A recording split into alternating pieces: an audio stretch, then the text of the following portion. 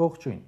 Բնականաբար հանրությանը շարունակում է փոթորկել Նիկոլ Փաշինյանի սրբապիղծ գրառումները եկեղեցու մասին։ Նա օրը մի քանի գրառում է անում եկեղեցու հոգևորականների դեմ, փորձում միջամտել նրանց գործունեությանը եւ խոստանում է առաջիկայում արդեն պաշտոնապես խաթարել եկեղեցու աշխատանքը կառավարության միջամտությամբ։ Մեխանիզմը հետևյալն է. Փաշինյանը գրառում է անում, որն առաջին իսկ հայացքից անադեկվատ է։ Գրառման տակ հանրությունը սկսում է ակտիվորեն քննադատել, վիրավորել, հայհոյել։ Օրինակ, 3000 մեկնաբանությունից 2700-ը այդպիսին են։ Մյուս 300-ը գովասանք է Փաշինյանին։ Կարդում ես գովողները ԿՊԱ-ական падգամավորներ, ֆեյքեր ու փոքրաթիվ իրական աջակիցներ։ Փաշինյանի էջում ամեն վայրկյան մտնում ու ջնջում են վատ մեկնաբանությունները, թողնում են ԿՊԱ ֆեյքերինը, որից հետո Փաշինյանը հայտարարում է, թե կոնսենսուս ունենք, անհրաժեշտ է սրբազանների հարցը լուծել, սրբապիղծներ է ասում եւ այլն։ Չէ, պետք է բոլոր սրբապիղծների հարցը լուծել, կլինի սրբազան թե վարչապետ, բայց հարցը այն է, որ Նիկոլը ՔՊ-ում մի բան խոսում է, ոչ մեկ ռիսկ չի անում դեմ գնա, ու այդ համաձայնությունը ընդունում են որպես կանաչ լույս իր ապօրինությունների համար։ Ուղիղ եթերով բոլորս տեսել ենք, որ Նիկոլ Փաշինյանը կառավարության բոլոր անդամներին անվանել է տգետ, համաձայնել են։ Վստահ եմ, եթե հաջորդ նիստին որևէ նախարարի անվանի սրբապիղծ, էլի լռելու է, ու այդ հնազանդների խմբում իր թելադրածը ընդունում է որպես օրենք, անունն էլ դնում են ժողովրդի կարծիք։ Սրանք շատ են խոսում ժողովրդի անունից, եւ Փաշինյանն իր ու ավելի հավանական է Իլհամ Ալիևի անձնական օրակարգը փորձում է փաթաթել ժողովրդի վզին։ Ստացվում է թե ոչ։ Որն է ժողովրդի արձագանքը, թե հարցումները, թե զանազան շփումները, թե հրապարակային արձագանքները նայելով գերակշռող տեսակետը հետևյալն է. դու ինչ գործ ունես, թե ով ում հետ է քնում, ինչու ես խախտում մարդկանց անձնական կյանքի ազատության սահմանադրական իրավունքը, ինչ գործ ունես եկեղեցու հետ եւ այլն։ Գիտեք, երբ հարցում ենք ուղարկում կառավարություն, թե այսինչ նախարարը որքան պարգևավճար է ստացել, ԿՊԱ-ական Անդրանիկ Քոչարյանի տղան ինչու չի ծառայել բանակում եւ այլն, պատասխանում են, թե անձնական գաղտնիք է, բայց ինչքան հեշտ է դարձել մարդու անձնական մահճակալ մտնելը։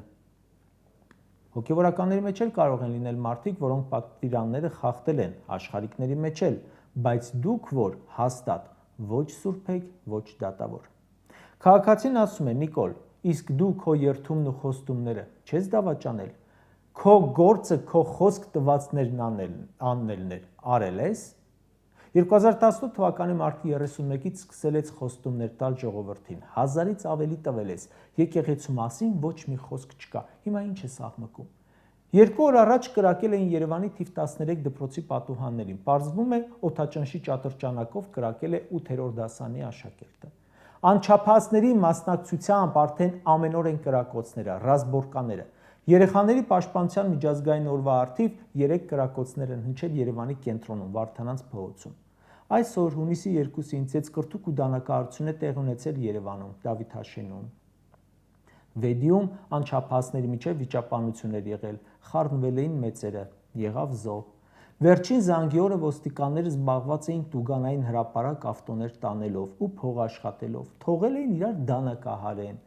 Երևանում վրաերթի էին ենթարկել շան, եղավ ծեծկռտուք, հետո հետապնդում, հետո վրաերթ, մայրը մահացավ, 2 տարեկան երեխան ծայրահեղ ծանր վիճակում է։ Երկրում քաոս է։ Նիկոլ, դու ես խոստացել, որ հանցավորությունը կլինի ամենացածր մակարդակում, կրկնապատկվել է։ 2007 թվականին մեր երկրում եղել է 8400 հանցագործություն, 2024-ին 40,000 ուշադրություն։ Այս ամենի պատճառը երկրի ղեկավարն է։ 2 օր առաջ Վարդենիսում մի երիտասարդ մեքենան վարելիս հայհոյել է, վերածվել է ծեծկռթուքի դանակահարության։ Ինչու է այդպես։ Երբ երկրի վարչապետն ու կինը առավոտից գիշեր հայհոյում են, անհնար է քաղաքացուց պահանջել չհայհոյի։ Ուղղակի վարչապետը հայհոյում է, բայց ունի նաև խիստ պաշտպանվածություն, սովորական հայհոյողները չունեն։ Քեզանից Նիկոլ պահանջում եմ, որ քիթդ քեռակնոջ անկողնուց հանես եւ էս բարդակը վերացնես, որ մայրը իր 2 տարեկան երեխայի հետ դուրս գա զբոսնելու, մորը չտանեն դիահերձարան երեխային վերակենդանացման պաշարմունք։ Դա է պահանջում ժողովուրդը։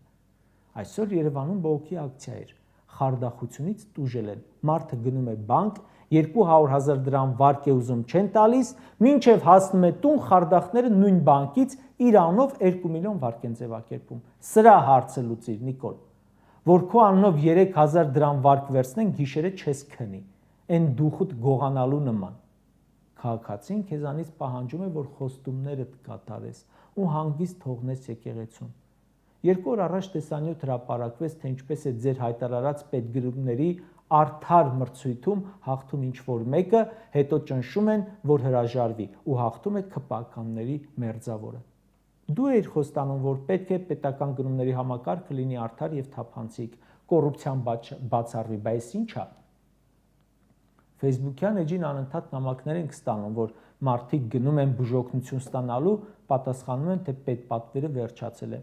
Դու էիր խոստանում բարեփոխել ու այնպես անել, որ հիվանդը ստանա որակյալ բուժսպասարկում անկախ իր սոցիալական դիրքից։ Մտածեցիք, դրեցիք օրենք, անեցիք, որ նախագահի, վարչապետի, ազգային ժողովի նախագահի ընտանիքները միայն պետք է ստանան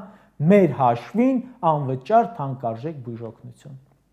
Այս հարցերը լուծի, քեռակնոջ անկողնու փոխարեն։ 2021 թվականի հուլիսին 4 տարի առաջ խոստացել էր Եվրամիությունից 2.6 միլիարդ եվրո բերել։ Սկզբից ասում էիք օգնությունը, հետո պարզվեց մեծամասամբ վարկ է։ Ինչ եղավ։ Օգնությունը տվին, թե մենակ վարկը ստացաք։ Ժողովրդին բեռի տակ գցիք։ Մարդիկ սպասում են, որ կատարես այն խոստումը, որ այլևս երբեք պետական պարտքը չի ավելանա։ Գոնե 13 միլիարդ դոլար հասցնելուց հետո կանգ առի։ Սպասում են, որ կատարես այն խոստումը, որ ներդրողները ճամպրուկներով կապած պատրաստ սպասում են, որ գան ներդրում անեն Հայաստանում, սամալյոտի տոմսարնես գան, բեր վերջապես։ Դու էիր ասում, քաղաքացիները գտնվում են բանկային վարկային գերության մեջ, կազատենք։ Դու էիր ասում, որ կսահմանափակես բուքմեյքերներին, այնինչ աղքատների հույսը թողել ես կազինոն, 12 միլիարդ դոլարի խաղադրույք են անում 1 տարում։ Շուկա մտել ես, Նիկոլ, տեսել ես Միրգ Բանջարեղենի գինը։ Գյուղատնտեսական երկիր Հայաստանը։ Այդ դու էիր ասում, Հայաստանում 5 տարի ընդհանրապես ոչ մի բան չի թանկանա։ Ասում էիր աղքատությունը կնվազեցնենք 10%-ով, 18 թվին 23.5% էր, 24 թվին 24.5%։ Այս խնդիրների լուծմանն է սպասում ժողովուրդը, ոչ թե քո գրածները։ Դու խոստանում ես սահմանային անվտանգության երաշխիքներ, ամեն օր կրակում են։ Թշնամին կրակում է տների վրա, մտնում են Նիկոլի պաշտոնական էջին, տեսնեն, թե ոնց է արձագանքում, տեսնում են, որ Նիկոլը մտել է քեռակնոջ անկողին։ Կարճ ասած, հանրությունը քեզ հարց է տալիս, այս ու մյուս խնդիրները լուծել ես, քո խոստումները կատարել ես։ Քեզանից պահանջում են ընդամենը անել այն, ինչ խոստացել ես։ Դու սաղ գցել ես ոտքիդ, ու մեղավոր են նախկինները, ժողովուրդը, արցախցիները, ռուսները, ինչ որ դավաճաներ, ժողովուրդը, որովհետև տգետ է, անկիրթ, հիմա էլ հոգևորականները։ Կարող է Արցախը հանձնելու համար մեղավորը քեռակինն է։ Սաղ մեղավոր են։ Մենակ դու ես ճիշտը։ Դու էլ ոչ մի բան չես կարողացել անել։ Ընդամենը հասարակական կյանքի բոլոր ոլորտները տապալել ես։